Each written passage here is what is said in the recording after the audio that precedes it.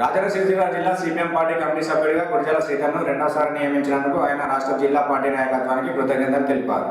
రాబోయే 3 సంవత్సరాల్లో బోయినపల్లి మండలంలో పార్టీ క్యాడర్ను బలోపేతం చేయడంతో పాటు పేద ప్రజలు, సామాన్య ప్రజలు, అన్ని రంగాల్లో కార్మికులు ఎదుర్కొంటున్న సమస్యలపై ప్రభుత్వం దృష్టికి తీసుకెళ్లి ప్రభుత్వంతో పోరాడతామని తెలిపారు.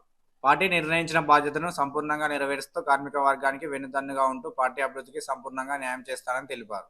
ఈ కార్యక్రమంలో జిల్లా సిపిఎం పార్టీ కమిటీ సభ్యుడు గురజాల శ్రీధర్, పార్టీ నాయకులు ఎర్ర నాగరాజు, సింగిరెడ్డి శంకర్, కుడుదుల రవి, అనుముల రవి, ఆవుల మల్లయ్య, ఆవుల రాములు తదితరులు పాల్గొన్నారు. సభలు విజయవంతం చేసినందుకు కార్మిక వర్గానికి మొట్టమొదటి విప్లవాభివందనాలు తెలియజేస్తున్నాం.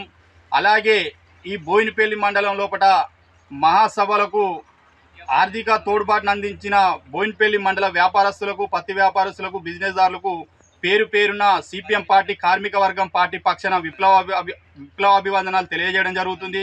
మరి నిన్న మహాసభలు పురస్కరించుకొని మళ్ళా జిల్లా పార్టీ, రాష్ట్ర పార్టీ తిరిగి రెండోసారిగా జిల్లా కమిటీ సభ్యుడిగా నన్ను ఎన్నుకున్నందుకు జిల్లా పార్టీకి, రాష్ట్ర పార్టీకి కార్మిక వర్గం పక్షాన విప్లవాభివందనాలు తెలియజేస్తున్నాం.